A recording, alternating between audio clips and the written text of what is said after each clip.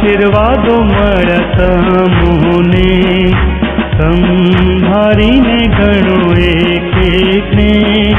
પ્રભુએ જે કર્યા તે બધા ગણવાથી, અજાયબ બહુલા છે થશે મન ખુશી.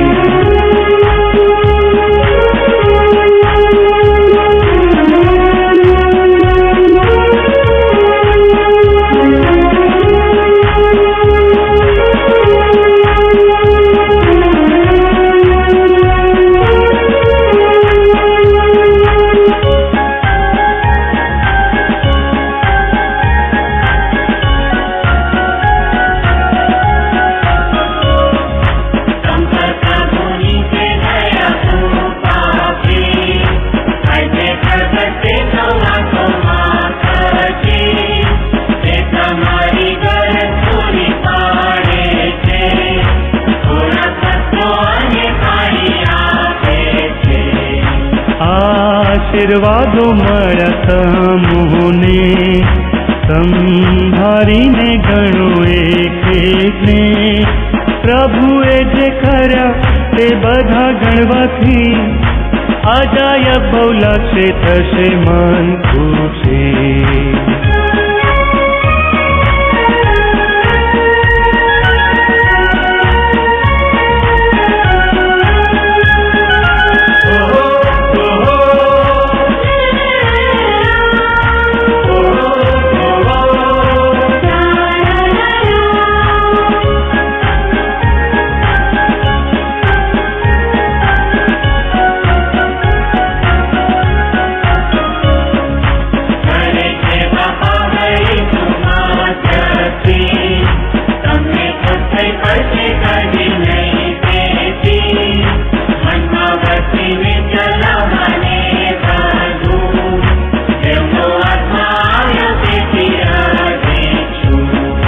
આશીર્વાદો મળ્યા તમોને, સંભાળીને ગણો એક એકને. પ્રભુએ જે કર્યા તે બધા ગણવાથી, અજાયબ બહુલા છે થશે મન ખુશી.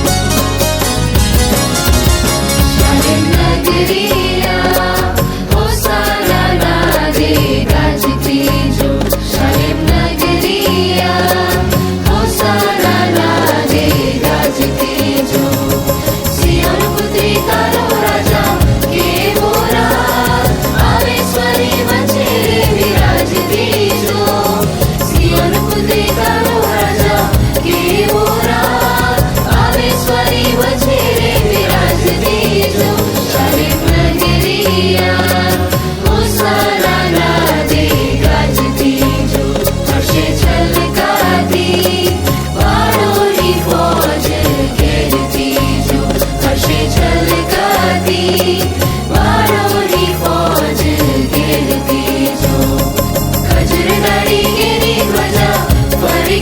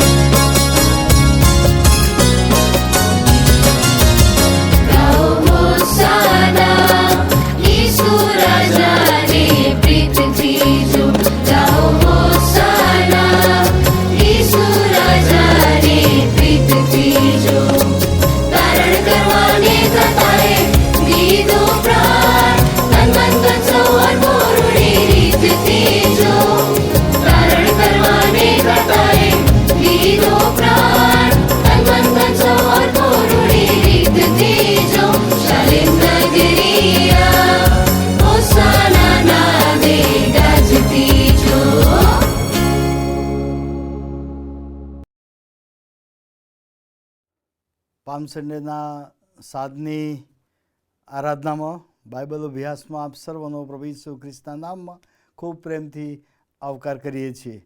ગુજરાત ડાયસિસની ઓનલાઈન બાઇબલ સ્ટડી આખા વીક દરમિયાન ચાલવાની છે અને તેમાં આપણે સર્વ સાથે મળીને પ્રભુની આશીષ સાંજની બાઇબલ સ્ટડીમાં બેસીને ભાગીદાર બનીને પ્રાર્થના કરીને પ્રાપ્ત કરવાના છીએ. અને આવો આજની પામ સન્ડેની સાંજની ભક્તિ સભામાં બાઇબલ અભ્યાસમાં આપણે બધા સાથે મળીને જોડાઈએ. હે પૃથ્વીના સગળા લોકો, યહોવાની આગળ હર્ષનાદ કરો, ઉત્સાહથી હર્ષના ગીત ગાઓ, હા સ્તોત્રો ગાઓ. રે સગળા દેશો, યહોવાની આગળ જય જયકાર કરો, આનંદથી યહોવાની સેવા કરો અને ગાતા ગાતા તેની આગળ આવો. આવો આપણે પ્રાર્થનામાં જોડાઈએ, પ્રાર્થના કરીએ. હે અમારા અતિ પ્રેમાળ પરમેશ્વર પિતા, તમે જગત પર પ્રીતિ કરી અને તમારો એકનો એક પુત્ર ઈસુ ખ્રિસ્ત અમારા ઉદ્ધારનાર અને મુક્તિદાતા તરીકે આ પૃથ્વી પર મોકલ્યા. અમારા પ્રભુ ઈસુ ખ્રિસ્ત માટે અમે તમારા નામને ધન્યવાદ કરીએ છીએ.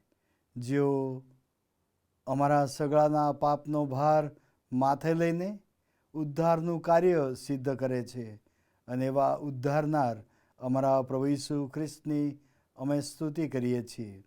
અમારા પ્રભુ ઈસુ ખ્રિસ્ત તેની સાથે અમને ચાલવાને માટે કૃપા આપે છે અને અમને તેનો મુખનો પ્રકાશ અમારા પર પડીને અમને આશીર્વાદ દે છે. એવા આશીષદાતા પરમેશ્વર, અમે આ દુઃખસહન સપ્તાહની વીકની શરૂઆત કરતાં સાંજની બાઇબલ સ્ટડીમાં સાથે મળીને જોડાઈએ છીએ ત્યારે અમે તમારી સ્તુતિ કરતાં, તમારા નામને ધન્યવાદ આપતા અમારી આખા વીકની અને વિશેષ કરીને આજના પામ સન્ડેની સાંજની સભાને તમારા હાથમાં સોંપીએ છીએ. હે પ્રભુ, એકવાર ફરીથી અમને આશીષના પાત્રો તરીકે, તમારા બાળકો તરીકે અને તમારી પાછળ ચાલનાર લોકો તરીકે તમારા વચન દ્વારા આશીષ આપીને ભરપૂર કરીને અમને તૈયાર કરો એવી અમારી પ્રાર્થના છે. પ્રભુ ઈસુના નામમાં માગીએ છીએ, સાંભળો અને સ્વીકાર કરો. આમીન.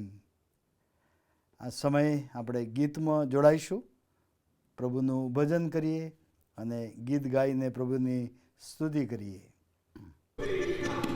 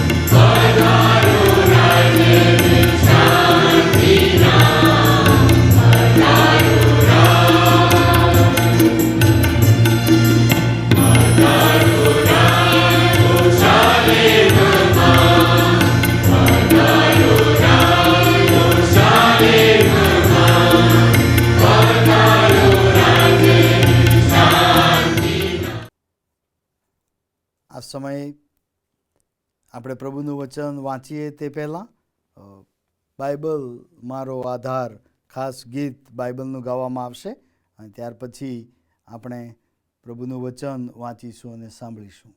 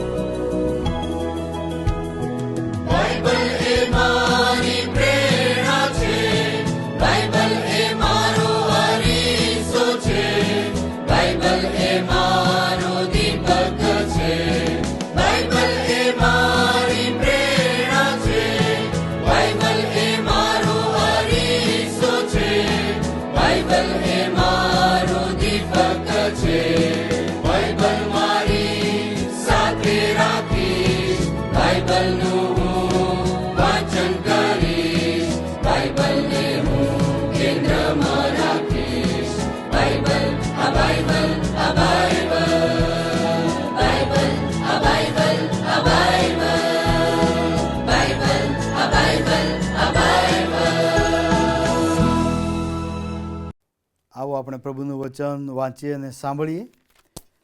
સંત લુકની લખેલી સુવાર્તા તેનો 19મો અધ્યાય અને 29મી કલમથી આપણે પ્રભુનું વચન વાંચીએ અને સાંભળીએ. ત્યાં આ પ્રમાણે લખવામાં આવ્યું છે.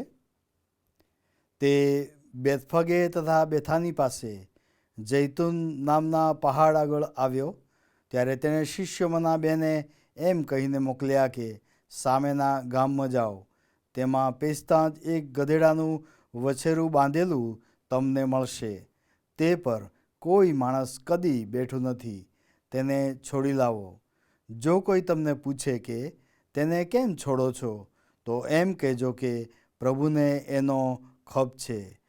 જેઓને તેણે મોકલ્યા તેઓ ગયા, અને જેમ તેણે તેઓને કહ્યું હતું તે જ પ્રમાણે તેઓને મળ્યું. તેઓ વછેરું છોડતા હતા ત્યારે તેના ધણીઓએ તેમને પૂછ્યું કે તમે વછેરું કેમ છોડો છો? તેઓએ જવાબ આપ્યો કે પ્રભુને તેનો ખપ છે. તેઓ તેને ઈસુ પાસે લાવ્યા અને વછેરા પર પોતાના લૂંગડા નાખીને ઈસુને તેના પર બેસાડ્યો. તે જતો હતો ત્યારે તેઓએ પોતાના લૂંગડા માર્ગમાં પાથર્યા. તે નજીક જૈતુન પહાડના ઢોળાવ પાસે આવી પહોંચ્યો ત્યારે જે પરાક્રમી કામો તેઓએ જોયા હતા તે સગળાને લીધે શિષ્યોનો આખો સમુદાય હર્ષથી મોટે ઘાટે દેવની સ્તુતિ કરતાં કહેવા લાગ્યો કે પ્રભુને નામે જે રાજા આવે છે તેને ધન્ય છે.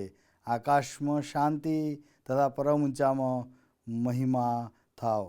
લોકોમાંથી કેટલાક ફરોશીઓએ તેને કહ્યું કે ઉપદેશક, તારા શિષ્યોને ધમકાવ. તેણે તેનો ઉત્તર આપ્યો કે હું તમને કહું છું કે જો એઓ છાના રહેશે તો પથરા પોકારી ઉઠશે. આ પ્રભુનું પવિત્ર વચન છે. આમીન. આવા સમયે આપણે સ્પેશિયલ ગીતમાં જોડાઈશું.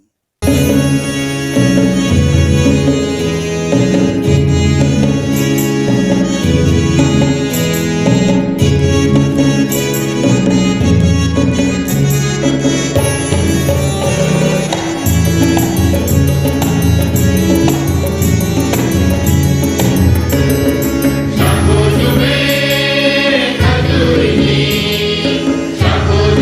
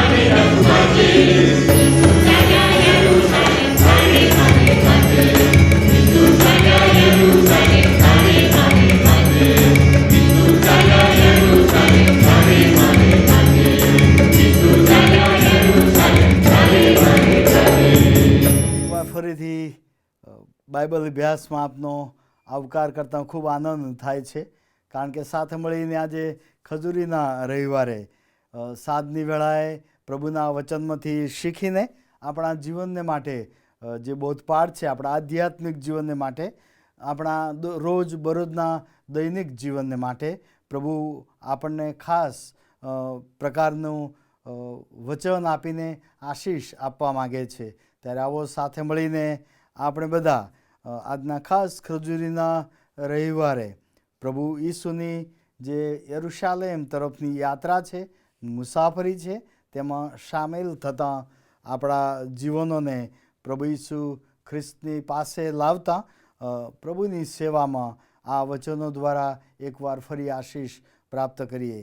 સાંજની વેળાએ સાથે મળીને આપણને પ્રભુએ જ્યારે આપણા જીવનને માટે આશીષ પ્રાપ્ત કરવાનો સમય આપ્યો છે, ત્યારે એકવાર ફરીથી ગુજરાત ડાયોસિસ તરફથી આપ સર્વને સલામ પાઠવતા, બાઇબલ અભ્યાસમાં આવકારતા, સેવાને માટે, સાક્ષીને માટે, પ્રભુના મહિમાને માટે આપણા જીવનો દ્વારા વચનથી તૈયાર થવાનો સમય પ્રભુએ આપ્યો છે, તેમાં આપણે જઈએ.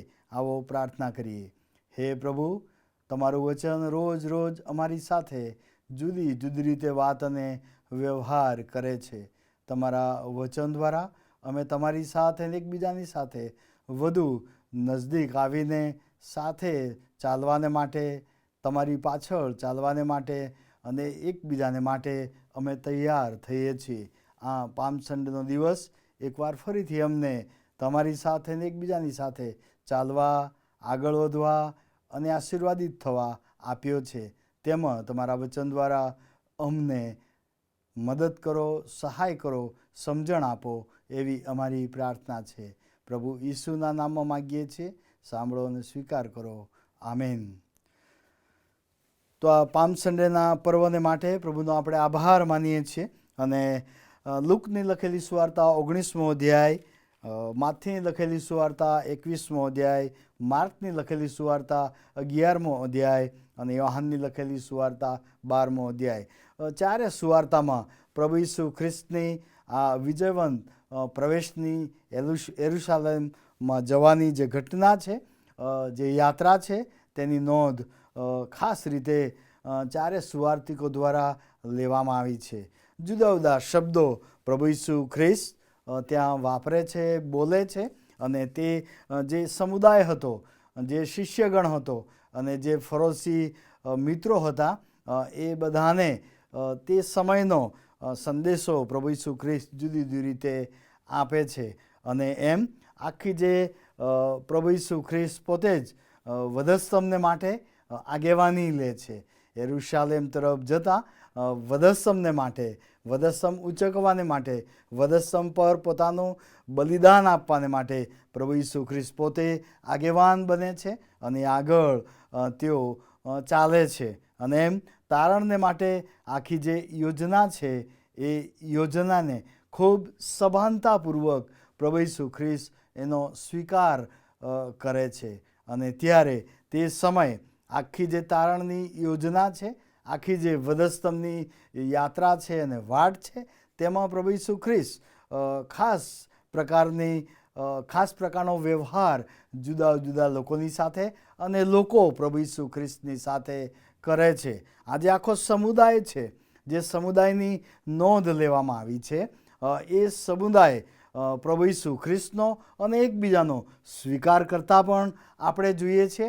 અને કેટલાક એવા લોકો છે, એ સમુદાયમાંથી એવો ભાગ છે કે જે પ્રભુ ઈસુ ખ્રિસ્તનો પણ નકાર કરે છે, પ્રભુ ઈસુ ખ્રિસ્તનો પણ સ્વીકાર કરતી નથી. અને બીજાઓ જેઓ પ્રભુ ઈસુ ખ્રિસ્તની પાછળ ચાલતા હતા, તેઓનો પણ તેઓ સ્વીકાર કરતા નથી.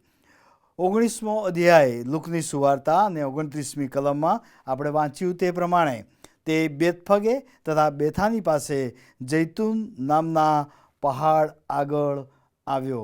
પ્રભુ ઈસુ ખ્રિસ્ત યરુશાલેમ મંદિર સુધીની આખી જે યાત્રા છે, આ પર્વતથી લઈને, આ જગ્યાથી લઈને મંદિર સુધી જવાના હતા. લગભગ 2.7 કિલોમીટરની એટલે 3 કિલોમીટરની આખી જે યાત્રા છે એમાં જોડાય છે. અને વિશેષ કરીને ત્યાં કહે છે કે તે ત્યાં આગળ આવ્યો અને ત્યારે શિષ્યોમાંના બેને એમ કહીને મોકલ્યા અને પછી આગળ પ્રભુ ઈસુ ખ્રિસ્ત આખી જે યાત્રા છે એ યાત્રાને યરુશલેમના વિજયવંત પ્રવેશને આગળ વધારે છે. આ જે આખી જે યાત્રા છે પગપાળા ચાલીને જવાની યાત્રા, જૈતુન પહાડથી માંડીને યરુશલેમ મંદિર સુધીની જે આખી યાત્રા છે એ યાત્રાની સાથે લોકો પણ ચાલવામાં જોડાય છે. આટલું 2 થી 3 કિલોમીટરનું અંતર ચાલીને પ્રભુ ઈસુ ખ્રિસ્તની સાથે જુદી જુદી રીતે એ લોકો ચાલે છે. ચાલવાના પણ પ્રભુ ઈસુ ખ્રિસ્તની સાથે લોકોના પ્રકાર બતાવવામાં આવ્યા છે. અને તેથી પ્રભુ ઈસુ ખ્રિસ્તને સાથે ચાલવું, પ્રભુ ઈસુ ખ્રિસ્તની સાથે એ જોડાવું એ તો જીવનનો સૌથી મહત્ત્વનો આશીર્વાદિત અને આનંદિત સમય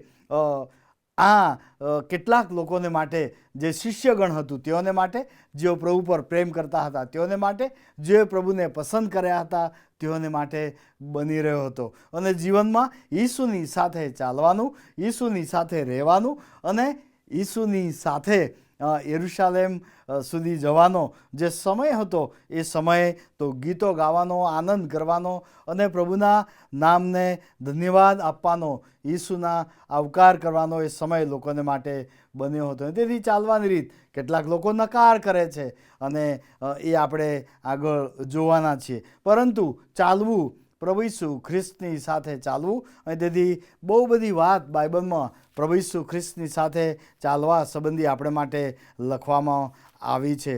અને આપણે આજે એકવાર ફરીથી પ્રભુ ઈસુ ખ્રિસ્ત પ્રભુના લોકો તરીકે આપણને ચાલવા સંબંધી જણાવે છે. મારી સાથે ચાલો, મારી પાછળ ચાલો.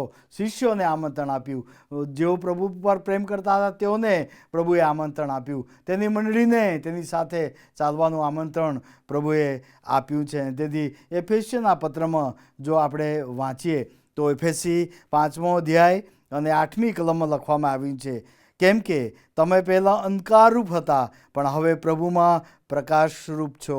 પ્રકાશના સંતાનોને ઘટે તેમ ચાલો. આ યાત્રામાં જ્યારે પ્રભુ ઈસુ ખ્રિસ્તની સાથે ચાલનારા લોકો તરીકે, તેની મંડળી તરીકે, વિશ્વાસ કરનાર સમુદાય તરીકે પ્રભુ ઈસુ ખ્રિસ્ત કહે છે કે હવે તમને વધસ્તંભ પર જઈને પોતાનું બલિદાન આપીને તમને અંધકારમાંથી બહાર કાઢવામાં આવ્યા છે. અંધકારરૂપ હતા પણ હવે તમે અંધકારમાં નથી, તમે હવે પ્રકાશના સંતાનો છો. પ્રભુ ઈસુ ખ્રિસ્તે કહ્યું, હું જગતનું અજવાળું છું. અને પ્રભુ ઈસુ ખ્રિસ્તે તેના લોકોને કહ્યું, તમે જગતનું અજવાળું છો. હું અને તમે પ્રભુ ઈસુ ખ્રિસ્તની ચાલે પ્રકાશના સંતાનોને ઘટે તેમ ચાલવા પ્રભુ ઈસુ ખ્રિસ્ત આજે એકવાર ફરીથી આ ખજૂરીના રવિવારે વિજયવંત પ્રવેશની યાત્રામાં આપણે જોડાઈએ છીએ. ઈસુની સાથે નવેસરથી આપણા જીવનને જોડીએ છીએ, નવેસરથી ઈસુની સાથે ચાલવાની આપણે શરૂઆત કરીએ છીએ. અને ત્યારે પ્રકાશના સંતાનો તરીકે અજવાળામાં ચાલવાની વાત પ્રભુનું વચન આપણને કરે છે. તેથી આપણે જાણીએ છીએ આપણા જીવન સંબંધી, આપણા માર્ગ સંબંધી, આપણા વિચારો સંબંધી શું આપણે પ્રકાશના સંતાનોને ઘટે તેમ ચાલીએ છીએ, જીવીએ છીએ, કાર્ય કરીએ છીએ અને સેવા કરીએ છીએ, કે હજી સુધી જીવનના કોઈક એવા પાસામાં, જીવનના કોઈક એવા ભાગમાં આપણા પર અંધકાર છે, આપણામાં અંધકાર છે. તો આજે એકવાર ફરીથી આ દિવસે ખજૂરીના રવિવારે વિજયવંત પ્રવેશ સમયે પ્રભુ ઈસુ ખ્રિસ્ત આપણને અજવાળાના દીકરા દીકરીઓ તરીકે ચાલવાને આહ્વાન આપે છે, આવકાર કરે છે અને જોડાવાને માટે આપણને ઉત્તેજન આપે છે. એફેસના પત્રના 4થા અધ્યાયની પહેલી 4 કલમો વાંચો તો ત્યાં આગળ પણ એક બીજી રીતે ચાલવા પ્રભુ ઈસુ ખ્રિસ્ત કહે છે. પાઉલ પ્રેરિત એફેસી મંડળીને કહે છે, એ માટે હું પ્રભુને સારું બંદીવાન તમને વિનંતી કરું છું કે તમને તેડવામાં આવ્યા છે તે તેડાને યોગ્ય થઈને ચાલો, તેડાને યોગ્ય થઈને ચાલો. પ્રભુ ઈસુ ખ્રિસ્તે મને તમને તેડ્યા છે, મને તમને પસંદ કર્યા છે. અહીં તેથી ખ્રિસ્તનું તેડું, પવિત્ર તેડું, પવિત્ર આમંત્રણ તે કહે છે કે તમે તેને યોગ્ય થઈને ચાલો.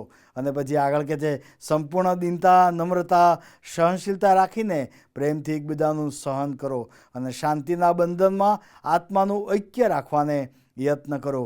જેમ તમારા તેડાની એક આશામાં તમને તેડવામાં આવ્યા છે, તેમ એક શરીર તથા એક આત્મા છે. શાંતિના બંધનમાં આત્માનું ઐક્ય રાખવાને યત્ન કરો અને જેમ તમારા તેડાની એક આશામાં તમને તેડવામાં આવ્યા છે, એક શરીર થવાને, તેમ તમે ચાલો. પ્રેમમાં ચાલો, ઐક્યતામાં ચાલો અને શાંતિમાં ચાલો અને નમ્ર થઈ અને સહનશીલ બનીને ચાલો.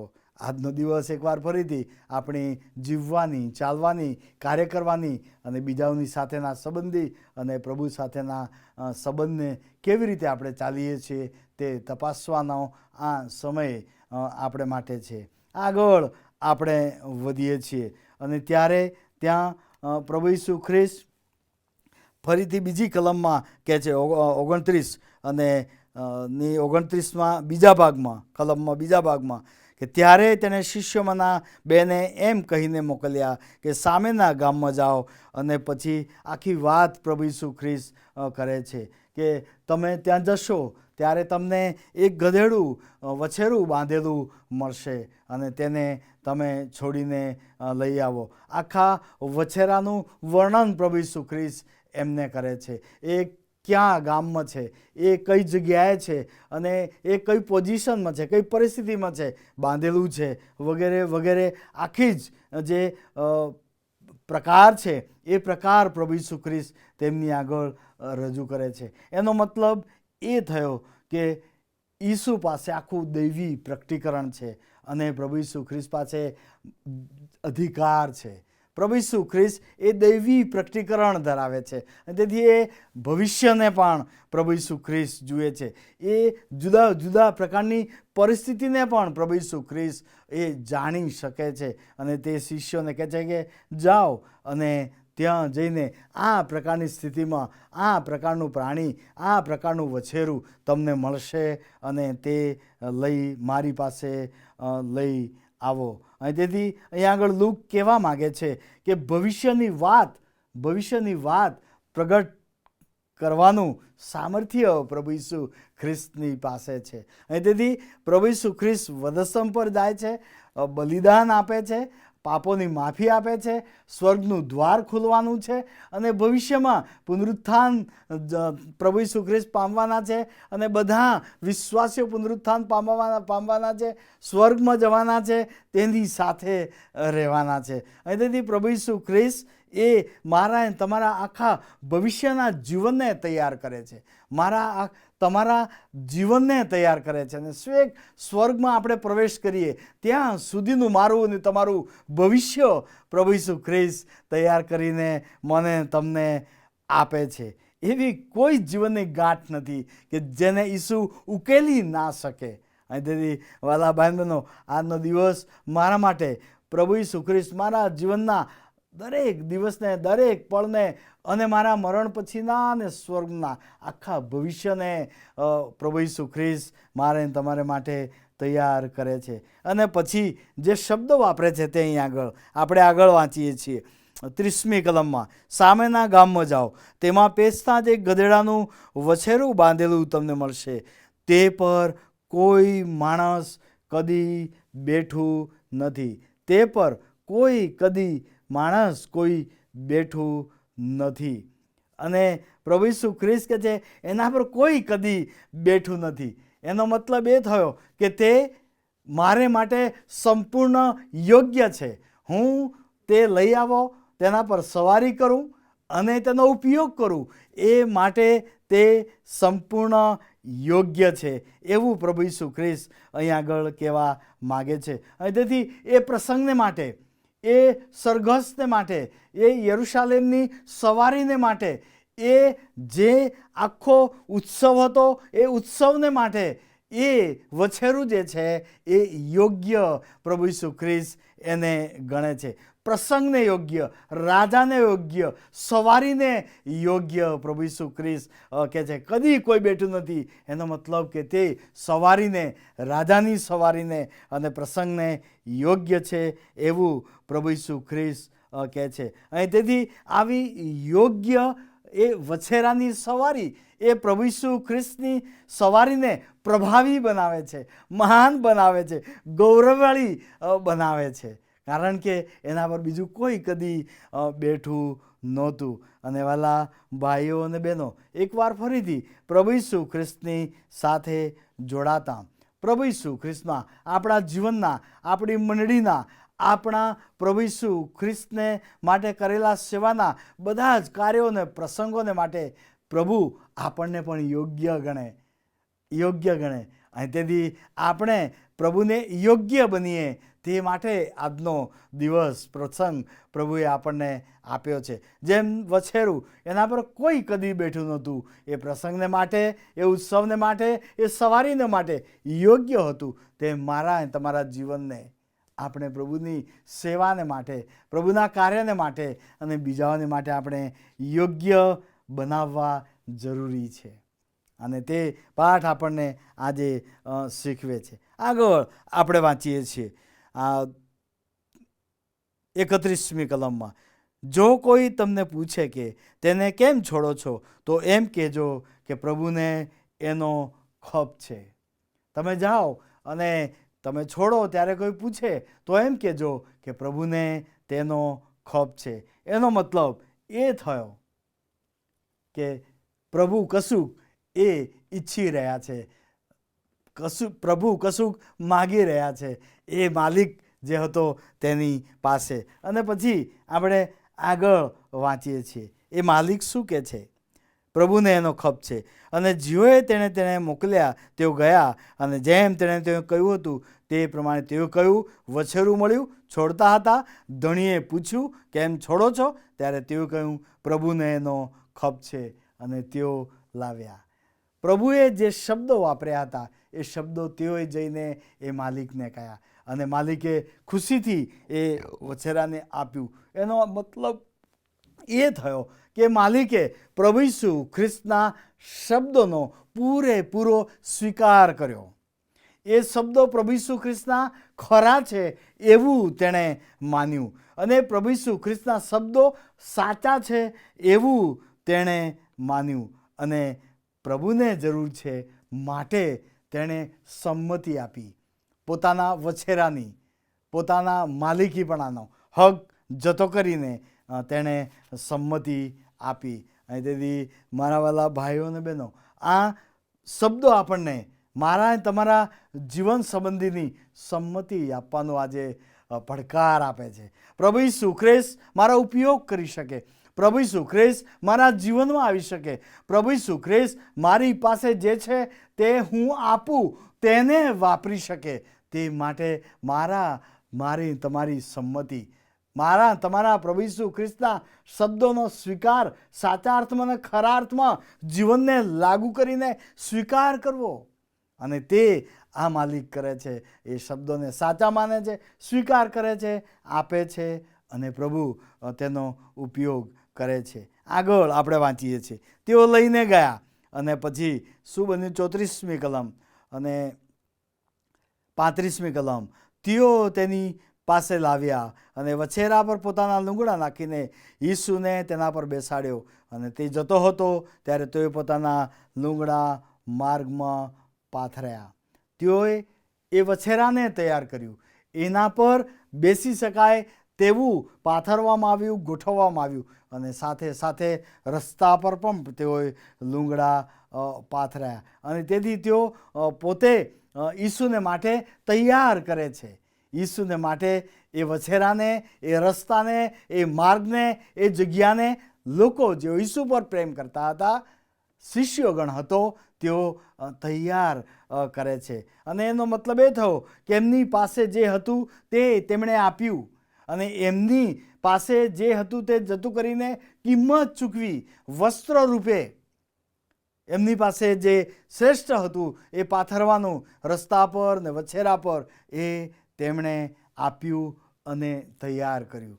અને તેથી મારા વાલા ભાઈઓ અને બહેનો, આ લોકો આપણને એકવાર ફરીથી પ્રભુને માટે માર્ગ તૈયાર કરનાર લોકો તરીકે, પ્રભુને માટે કિંમત ચૂકવવા તૈયાર રહેનાર લોકો તરીકે આ યરુશલેમનો વિજયવંત પ્રવેશ આપણને પડકાર આપે છે.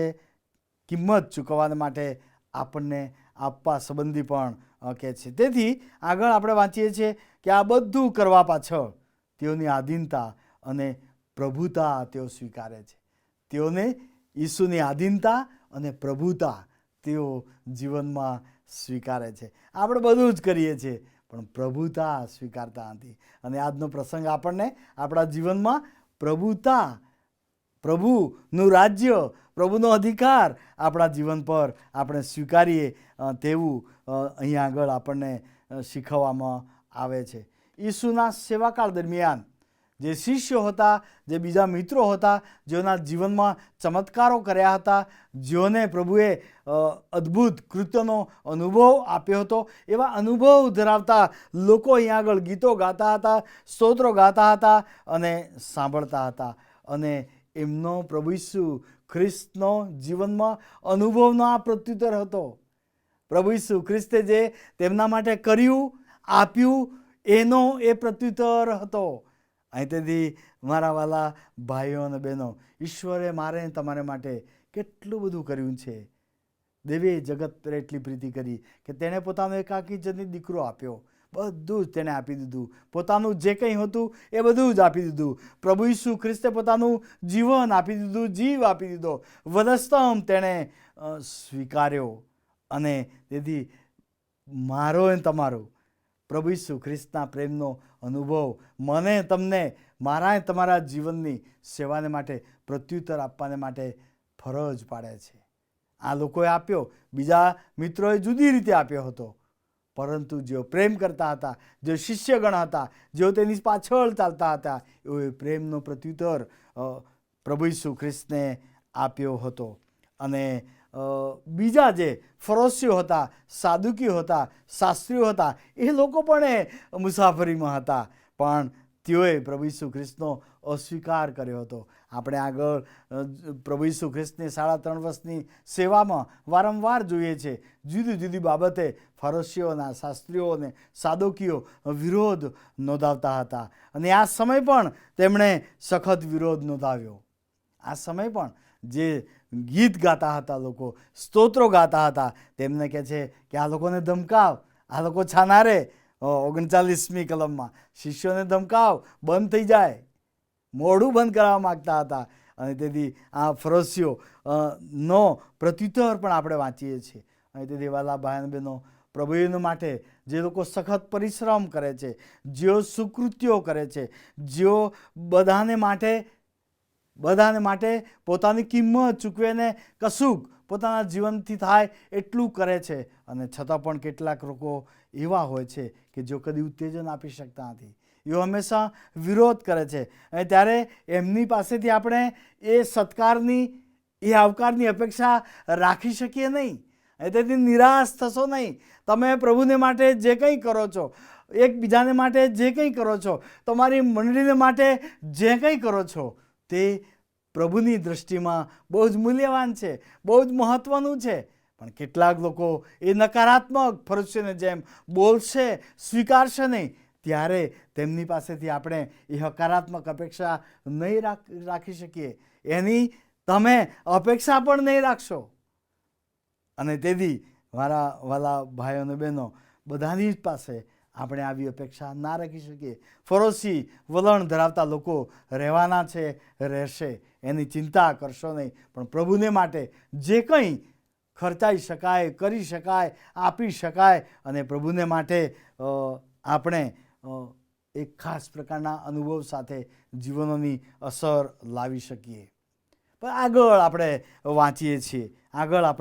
વાંચીએ છીએ કે પ્રભુ ઈસુ ખ્રિસ્ત અહીં આગળ એ મુસાફરીમાં એ લોકોને કહે છે કે ભવિષ્યની ચિંતા કરશો નહીં, ભવિષ્યની ચિંતા રાખશો નહીં, કારણ કે ઈસુનું સમર્પણ ઉચ્ચ પ્રકારનું સમર્પણ છે. ઈસુ જાણતા હતા જીવનનો હેતુ, ઈસુ જાણતા હતા વધસ્તોનું દુઃખ, ઈસુ જાણતા હતા તેમની પોતાની કષ્ટ, દેહનું કષ્ટ, અને તેથી સંપૂર્ણ જાગ્રત હતા, સભાન હતા. અને તેથી જ્યારે તેઓ ઈશ્વર પિતાની ઈચ્છા પ્રમાણે જ કહે છે કે તારી ઈચ્છા એ મારી ઈચ્છા છે, તારી ઈચ્છા પૂરી થાવ. અને ત્યારે જ્યારે આપણે એક ડગલું ભરીએ છીએ ત્યારે આપણા પ્રભુ આપણી આગળ અનેક ડગલાં ભરશે. અને તેથી ઈશ્વરને માટે આપણે હંમેશા આ ફરોશીઓ જેવી લાગણી ધરાવતા લોકો ભલે ન હોય, પણ આપણે પ્રભુને માટે સેવા કાર્ય અને આપણું આપવાનું પ્રભુને માટે ચાલુ રાખીએ. આગળ 39મી કલમ ફરીથી આપણે વાંચીએ. લોકોમાંથી કેટલાક ફરોશીઓએ તેને કહ્યું કે ઉપદેશક, તારા શિષ્યોને ધમકાવ, તારા શિષ્યોને ધમકાવ. એકવાર ફરીથી પ્રભુ ઈસુ ખ્રિસ્તને જઈને રજૂઆત કરે છે, આ લોકોને શાંત કરી દે, આ લોકોને બંધ કરી દે, જે હોસાના પોકારે છે, જે ગીતો ગાય છે, જે તારો આવકાર કરે છે, એને બંધ કરી દે. અને શિષ્યો તો ઉત્સુક હતા, શિષ્યો તો ઉત્સાહથી ભરપૂર હતા. અને તેથી ઉત્સાહથી ભરપૂર શિષ્યો ઈસુની સાથે ગીતો ગાતા આગળ વધવા માંગતા હતા, પ્રભુ ઈસુ ખ્રિસ્તનો મહિમા પ્રગટ કરવા માંગતા હતા, પોકાર કરવા માંગતા હતા. અને એવા સમયે આ ફરોશીઓ તે કહે છે કે તેમને બંધ કરી દે. અને ઘણી બધી વાર મંડળીમાં એવા લોકો જ્યારે આપણે નિરાશ થઈ જઈએ એવી વાત કરે, એવા શબ્દો વાપરે, એવી આપણી સામે વ્યવહાર કરે, અને ત્યારે આપણે આપણો ઉત્સાહ ગુમાવીએ નહીં. આ શિષ્યોને પણ ઉત્સાહ નહીં ગુમાવ્યો, એમનો વિરોધ કર્યો પરંતુ તો પણ તેઓ ઉત્સાહ અને ઉત્સુક થઈને એ આખી મુસાફરીમાં સાથે રહીને ગીતો ગાતા ગાતા, એ અર્પણો કરતા, એ પ્રભુ ઈસુ ખ્રિસ્તની સાથે તેઓ ચાલ્યા. અને તેથી વાલા ભાઈઓ અને બહેનો, પ્રભુ ઈસુ ખ્રિસ્તની સાથે રહેવાનો ઉત્સાહ, પ્રભુ ઈસુ ખ્રિસ્તના ગીતો ગાવાનો ઉત્સાહ, પ્રભુ ઈસુ ખ્રિસ્તને પ્રાર્થના કરવાનો ઉત્સાહ, પ્રભુના વચનો વાંચવાનો અને તેને લાગુ કરવાનો ઉત્સાહ જીવનમાં આપણે ટકાવી રાખીએ. વિરોધ તો આવશે, જુદી પરિસ્થિતિ આવશે, પણ એમાં આપણો ઉત્સાહ અને ઉત્સુકતા પ્રભુમાં ટકી રહે તે બહુ મહત્ત્વનું છે. અને આ શિષ્યોનો પણ એવો અનુભવમાંથી પસાર તે દિવસે થવું પડ્યું હતું. અને પછી આગળ આપણે વાંચીએ છીએ 39મી કલમમાં બીજો ભાગ આપણને જોઈએ, તેઓ ઈસુને, ઈશ્વરને માન આપવાનું ચાલુ રાખે છે. આ ફરોશીઓ વિરોધ કરે છે, પરંતુ તેઓ ઈશ્વરને, ઈસુને માન આપવાનું ચાલુ રાખે છે. એ આનંદના સમયમાં, એ વિજયવંતની મુસાફરીના સમયમાં, સાથે એ ફરોશીઓના વિરોધના સમયમાં, ત્યાં પણ તેઓ હોસાના પોકારીને ઈસુને માન આપે છે. શુક્રવારે તેઓ કહે છે ઈસુને ક્રુસે ચડાવો, અને બારાબાસને માટે કહે છે બારાબાસ અમને આપી દો. ઘણી બધી વાર એવું બને, અને ત્યારે આપણે આપણા પ્રભુને માન આપવાનું ભૂલીએ નહીં, ચૂકીએ નહીં. આપણા પ્રભુને હંમેશા જીવનમાં સારા, ખરાબ, માઠા ગમે તેવા સમય આવે, આપણે આપણા પ્રભુને માન આપવાનું ચૂકીએ નહીં. ઈશ્વરને પૂરેપૂરું માન આપણે આપીએ. આગળ આ પ્રસંગમાં આપણને જે શીખવાનું મળે છે તે 19મો અધ્યાય અને પછી 29મી કલમ. તે બેથફગેતા બેથાની પાસે જૈતુન નામના પહાડ પર આવ્યો, અને ત્યારે તેને શિષ્યના બેને એમ કહીને મોકલ્યા. અને પછી આખો વાર્તાલાપ આપવામાં આવ્યો છે, જાઓ સામેના ગામમાં જાઓ. અને તેથી સામેના ગામમાં જ્યારે તેઓ ગયા, જ્યાં વછેરું બાંધેલું હતું ત્યાં પહોંચ્યા, ત્યારે ઈસુએ તેમને શું કીધું હતું? 31મી કલમ. ઈસુએ તેમને એમ કહ્યું હતું કે જો કોઈ તમને પૂછે કે તેને કેમ છોડો છો, તો એમ કહેજો કે પ્રભુને તેનો ખપ છે. પ્રભુ ઈસુના જેટલા શબ્દો શિષ્યોને આપવામાં આવ્યા હતા કે જ્યારે કોઈ પૂછે તો તમે એમ કહેજો કે પ્રભુને એનો ખપ છે. શિષ્યો ગયા અને પછી એમણે છોડવાની શરૂઆત કરી, અને ત્યારે માલિકે તેઓને પૂછ્યું. ત્યારે 34મી કલમ, શિષ્યોનો જવાબ શું હતો? તેઓએ જવાબ આપ્યો કે પ્રભુને તેનો ખપ છે. એટલા જ શબ્દો પ્રભુ ઈસુ ખ્રિસ્તે જેટલા શબ્દો એમને જવાબ રૂપે આપ્યા હતા, એ જ શબ્દો એમણે એ વછેરાના માલિકને કહ્યું. જેમ ફરમાવ્યું હતું તેમ જ તેઓએ તેણે કહ્યું.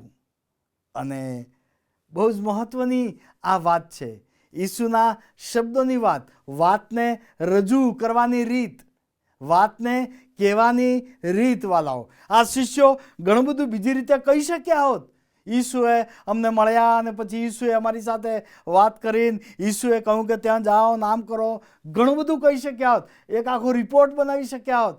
પણ ના, એ લોકોએ, એ શિષ્યોએ ફક્ત પ્રભુ ઈસુ ખ્રિસ્તના જે શબ્દો હતા એ સીધા શબ્દો એ માલિકને આપ્યા, કયા. અને કોઈ જ પ્રકારની એમાં ગેરસમજ થઈ નહીં, કોઈ જ પ્રકારની બીજી વિરોધ ના આવ્યો. જ્યારે ઈસુએ કહ્યું હતું એટલા જ શબ્દોનો ઉપયોગ કરીને એ જ શબ્દો એમને કહ્યા, ત્યારે માલિક સીધું સમજી ગયો. માલિક સીધું સમજી ગયો.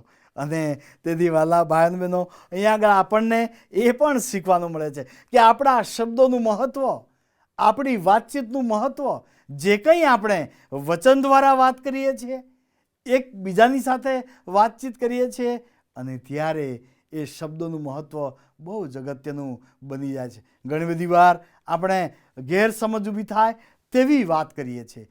સીધી વાત કહેવાને બદલે ઘણું બધું ગોળ આપણે ફેરવીએ છીએ, અને ગોળ વાત કરીને અડધું પડધું બદલાઈ જાય, અડધું ઉમેરાઈ જાય, અડધું જતું રહે. અને કેટલાકને તો એવી ટેવ હોય કે આખું જ બદલીને બીજું જ કહે, ખબર ના પડે એવી. અને પેલું જ્યારે વાત કહે કે મેં આવું કીધું હતું, ત્યારે પેલો કે મેં તો આવું કીધું જ નથી, કોણે કહ્યું? તો આમણે કહ્યું. ત્યારે બધું બદલાઈ ગયેલું હોય અને બહુ બધા પ્રશ્નો ઊભા થઈ જાય, બહુ બધી ગેરસમજ ઊભી થઈ જાય અને મુશ્કેલીઓ આવવાની શક્યતા વધી જાય. અને તેથી વાલા ભાઈ બહેનો, બાઇબલ આ પ્રસંગ આપણને શીખવે છે. ખજૂરીના રવિવારે વિજયબંધ મુસાફરીમાં આપણે પ્રભુ ઈસુ ખ્રિસ્તની સાથે ચાલતા શીખીએ છીએ કે આપણે પણ આપણા પ્રભુના શબ્દો જેમ સ્પષ્ટ હતા એમ સ્પષ્ટ આપણે કહીએ. તેથી પ્રભુનું વચન કહે છે તમારી હાની હા અને નાની ના હોય, ગોળ વાતો ના હોય. અને પ્રભુ આપણને આજે એકવાર ફરીથી આપણા શબ્દો સંબંધી, વાતચીત સંબંધી ખૂબ જ સ્પષ્ટતાથી આપણને જણાવે છે કે જેથી કરીને આપણે ગેરસમજ ઊભી ના કરીએ, પ્રશ્નો ના ઊભા કરીએ, પણ આપણી વાતચીત દ્વારા ખૂબ સરળ પરિણામ લાવનારી બની જાય, ખૂબ સરળ અસરકારક બની જાય, જેમાં શિષ્યોએ રજૂઆત કરી તેમ. અને છેલ્લી વાત આ શાસ્ત્રપાઠમાં શીખવાની આપણને મળે છે તે એ છે 19 અને 3જી કલમ આપણે વાંચીએ. ગીતશાસ્ત્ર 19 અને 30, લુક 19 અને 30. સામેના ગામમાં જાઓ, તેમાં પેસતા જે ગધેડાનું વછેરું તમને બાંધેલું મળશે, તે પર કોઈ માણસ કદી બેઠો નથી, તેને છોડી લાવો. અને 29મી કલમ, તે બેતફગે તથા બેથાની પાસે જૈતુન નામના પહાડ આગળ આવ્યો. તે જૈતુન નામના પહાડ આગળ આવ્યો. બહુ જ મહત્ત્વની વાત. ઈસુ એકવાર ફરીથી બેતફગે આવ્યા. બહુ વખત યરુશલેમમાં આવ્યા હતા, આ જગ્યાએથી બહુ વખત પસાર થયા હતા, પણ આજનો દિવસ ખાસ દિવસ હતો. વધસ્તંભ ઊંચકીને જવાનો દિવસ હતો. અને તેથી પ્રભુ ઈસુ ખ્રિસ્ત એ તારણની યોજનાને પરિપૂર્ણ કરવાને જઈ રહ્યા હતા. અને તેથી એક વખત ફરી બેતફગે ઈસુ આવ્યા. ઈસુ જીવનમાં એકવાર ફરી નવી તક લઈને આવ્યા. અને એ તો લોકોને આનંદિત કરી દે છે, એ લોકોને હર્ષથી ભરી દે છે, એ લોકોને ખુશીથી ભરી દે છે, અને લોકો તેમને મળવાને માટે નીકળી આવે છે. અને વાલા ભાઈ બહેનો, એકવાર ફરીથી ઈસુ જેમ બેતફગે જૈતુન પહાડની પાસે આવીને ઊભા રહ્યા, તેમ મારા જીવનના દરવાજે આવીને ઊભા છે, મારી પાસે આવીને ઊભા છે. મારી ફરીથી મને એ જીવન આપવા, તારણ આપવા, અને હું પાપની માફીનો અનુભવમાં આવું માટે મારી પાસે એકવાર ફરી તેઓ આવ્યા છે, જે મારા જીવનમાં આનંદ લાવવા માગે છે, જે મારા જીવનને હર્ષથી ભરી દેવા માગે છે, જે મારા જીવનને માફીના અનુભવથી ભરી દેવા માગે છે. અને આજે એકવાર ફરી પ્રભુ જેમ ત્યાં એ બેતફગે એ જેતુન પહાડ પાસે આવીને ઊભા રહ્યા અને તેથી આગળ વધવા લોકોની સાથે જોડાયા, તેમ તે આગળ વધે તે પહેલાં મારી પાસે ઊભા છે, મારી તરફ જુએ છે અને ઈચ્છે છે કે હું પ્રભુ ઈસુ ખ્રિસ્તનો આજે મારા જીવનમાં પ્રભુતા આપું, સ્વીકાર કરું અને એમ સ્વીકાર કરીને જીવનની યાત્રાની આગળની મુસાફરીમાં હું તેમની સાથે ચાલું. આજના બાઇબલ અભ્યાસ દ્વારા આવો આપણે પ્રભુની સાથે ચાલવાને માટે એકવાર ફરી આપણા જીવનને પ્રભુના હાથમાં આપણે સોંપીએ. આવો આપણે પ્રાર્થના કરીએ. પ્રભુ, અમે તમારી આગળ નમી જઈએ છીએ. આજનો આખો વિજયવંત દિવસનો પ્રસંગ અમારી સામે તમે મૂક્યો અને એ પ્રસંગના જુદા જુદા શબ્દો, જુદા જુદા વાતચીતના વ્યવહાર અને જુદા જુદા પ્રત્યાઘાતો અમારા જીવનના છે પ્રભુ.